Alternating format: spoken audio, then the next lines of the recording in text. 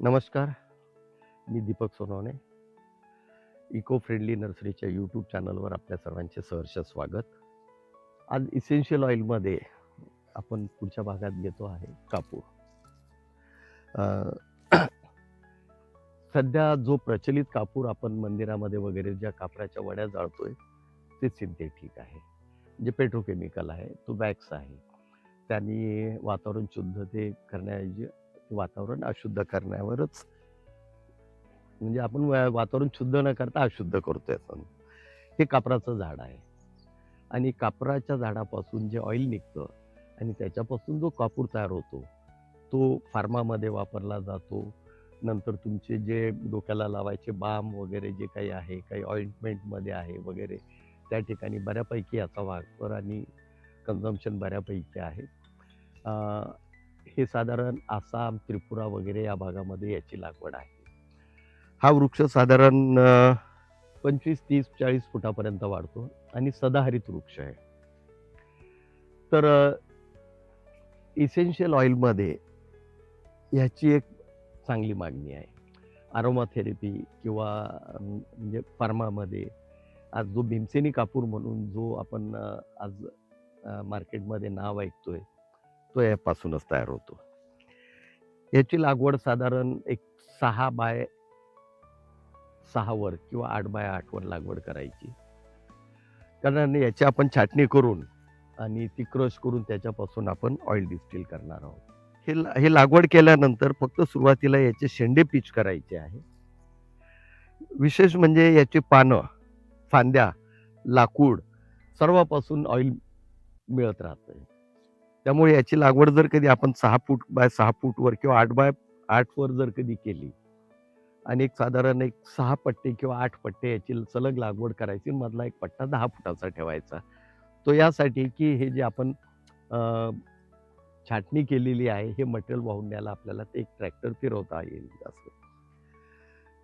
तर याच्यापासून साधारण 1% 1.5% तुमच्या त्या ह्याच्याप्रमाणे याच्यामध्ये लाकडामध्ये सुद्धा असल्यामुळे हे घेतल्यानंतर हे श्रेडरमध्ये याचं हे करायचंय आणि मोठं जर कधी लाकूड असलं, तर त्याच्या चिप्स करून घ्यायच्या आणि चिप्स करून जर कधी आपण याचं ऑइल काढलं, आपल्याकडे आता ऑलरेडी आपण जे काही इसेन्शियल ऑइलचे जे काही हे घेतलेले आहेत,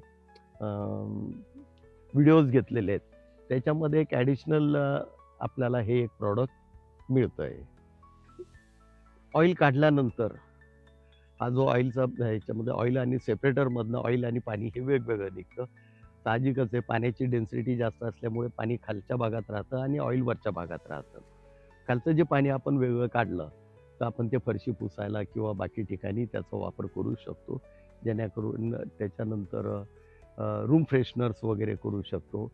नंतर या छोट्या ह्याच्यामध्ये पॅकेटमध्ये हे करून आपण छोट्या बॉटल्समध्ये भरूनही आपण एक अरोमा थेरपी वगैरेसाठी याची विक्री करू शकतो. हे ऑइल काढल्यानंतर जे ऑइल आहे ते चिलरमध्ये ठेवलं की त्याचे क्रिस्टल्स तयार होतात. ते गाळून घेतल्यानंतर क्रिस्टल गाळून हे काढल्यानंतर तो भीमसेनी कापूर. ॲक्चुअल ऑइलसुद्धा आजकाल बऱ्याच इंडस्ट्रीमध्ये याचं नॅचरल ऑइलच वापरलं जातं. ज्या ठिकाणी आपण बाहेर हे घेतोय साधारण 1000 ते 800 ते ₹1200 किलो हा होलसेलमधला रेट आहे आणि याला एक्सपोर्ट पोटेन्शियलही भरपूर आहे.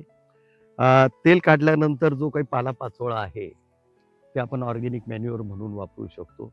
ते शिजलेलं असतं त्यामुळे त्याचं डिकंपोज हे फार लवकर होतं. त्यामध्ये आपण रॉक फॉस्फेट ॲड केलं, तर आपल्याला आपल्या पूर्ण क्षेत्रासाठी बऱ्यापैकी आपण ऑर्गॅनिक मॅन्युअर हे तयार करू शकतो. दुसरं सगळ्यात महत्त्वाचं असं, की जो मागच्या व्हिडिओमध्ये तो विषय घ्यायचा राहून गेला. तेल काढल्यानंतर हा पालापाचोळा जर कधी आपण डायजेस्टरमध्ये टाकला, तर यापासून आपल्याला गॅसही मिळू शकतो. जो आपल्याला बॉयलरसाठी कामात येऊ शकतो किंवा घरगुतीसुद्धा आपण त्याचा वापर करू शकतो. म्हणजे याचे बाय प्रॉडक्ट इतके झालेत. एक म्हणजे ऑइल झालं, तर मेन प्रॉडक्ट झालं. त्याच्यानंतर ऑइलबरोबर जे पाणी निघतं, ते झालं. फिनाईल म्हणून जे आपण घरामध्ये वापरतो हे नॅचरल फिनाईल आहे. हे हे बाय प्रॉडक्ट आहे. त्याच्यानंतर पालापाचोळा हा जर कधी डायजेस्टरमध्ये टाकला तर आपल्याला गॅसही मिळतो. चौथं, त्याच्यानंतर पुन्हा ते काढल्यानंतर त्याच्यात थोडंसं रॉक फॉस्फेट मिळून हे केलं तर आपल्याला एक चांगलं ऑर्गॅनिक मॅन्युअर मिळतं. किंवा तसंही वापरलं तर जमिनीतलं कर्ब वाढवायसाठी हे अतिशय उपयोगी आहे. त्याच्यामुळे आपण त्याच्यामध्ये ते डायजेस्टरमधनं हे करून हे डायरेक्ट जमिनीत जरी आपण मॅन्युअर म्हणून वापरलं तरी हे उपयोगी आहे. आणि बऱ्याचशा ठिकाणी आपण हे पाहतो, आपल्या शेताच्या बाजूनी रोड जातोय. बांधावर जरी याची लागवड केली, साधारण एक 6-6 फुटावर जरी लागवड केली, तर याच्यापासून आपल्याला बऱ्यापैकी लाकूड, म्हणजे पानं वगैरे ही मिळू शकतात. म्हणजे आपले बांधसुद्धा बरं ही जास्त वाढवायचीच नाहीये, ती या हाईटची झाली की ही छाटायची आहेत आणि याचा पाला काढायचा आहे. त्याच्यामुळे त्याची सावली येऊन आपल्या उरलेल्या पिकांवरही त्याचा काही दुष्परिणाम होणार नाही किंवा उत्पन्नात फरक पडणार नाही. ज्यांचे बांध आहेत किंवा रोडच्या साईडला जी जागा आहे त्याच्यावर जर कधी त्यांनी आपल्या क्षेत्रामध्ये याची जर कधी लागवड केली, तर त्यांना बांधावरून सुद्धा एक उत्पन्न होऊ शकतं. तिसरी गोष्ट, याला काही सुगंध असल्यामुळे गायी, बकऱ्या, म्हशी वगैरे याला खात नाहीत. त्यामुळे ते एक प्रोटेक्शन चांगलं होतं. आणि ज्यावेळेस याचं खोड मोठं होईल आणि फॉलिएज चांगला येईल, तर तुमचं कुंपणाचं सुद्धा एक व्यवस्थित काम होतं. तर हे झालं आपण आहे कापराचं. याचं सिनेमम कॅम्फोर म्हणून याचं बॉटॅनिकल नाव आहे. याच्या यूट्यूब चॅनलवर आपण त्याची माहिती दिली आहे. तर म्हणायचं हेच होतं की हे आपण जर कधी वेगवेगळे सगळे हे पर्याय घेतले तर आपली एक इसेन्शियल ऑइलची एक बास्केट तयार होते, जेणेकरून आपल्याला याच्यामधनं आपण मार्केटमध्ये याचं चांगलं होतं. तर याचं ऑइलही आहे. ऑइल आहे झालं. त्याच्यानंतर ऑइल साधारण ₹1000 किलो आपण बल्कमध्ये जरी म्हटलं तरी याची मागणी आहे. आणि अरोमा थेरपीमध्ये आपण छोट्या पॅकिंगमध्ये चांगल्या दरात याची विक्री करू शकतो. तर हे झालं. आज आपण हे कापराचं हे घेतलेलं आहे. तरी यूट्यूब चॅनलवर आपण सगळ्यांनी ही माहिती घेत आहोत आणि आपले बहुतेक सगळे जे व्हिडिओ आहेत ते कमर्शियल फार्मिंगचे आहेत. हे एक उत्पन्नाच्या दृष्टिकोनातनं एक चांगलं प्रॉडक्ट मिळू शकतं. आपली स्वतःची एक प्रोसेस इंडस्ट्री उभी राहू शकते. जर कधी एखाद्या ग्रुपमध्ये 5-6 शेतकरी किंवा काही थोडं जरी सगळ्यांनी लागवड केली, तर यापासून एक उत्पन्न चांगलं मिळू शकतं. आणि सगळ्यात महत्त्वाचं म्हणजे जे आज शेतकरी ज्यांनी सगळे हवालदिल झालेले आहेत, ते म्हणजे काय, अवकाळी पाऊस, गारपीट.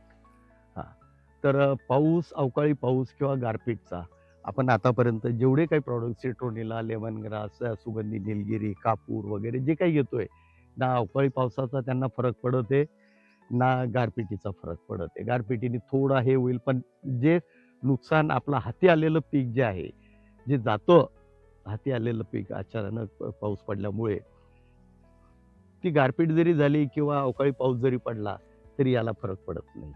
आणि आपली एक स्वतःची प्रोसेस इंडस्ट्री उभी राहते. याला व्हॅल्यू ॲडिशन चांगलं आहे आणि याला आंतरराष्ट्रीय बाजार, म्हणजे आंतरराष्ट्रीय बाजारपेठ चांगली उपलब्ध आहे. याचा जर कधी अभ्यास केला आणि त्या आंतरराष्ट्रीय जे काही त्यांचे नॉर्म्स आहेत, त्या पद्धतीने जर कधी याची लागवड करून आणि त्या पद्धतीचं डिस्टिलेशन युनिट आपण जर कधी लावलं, तर याला शासनाकडनं अनुदानही आहे.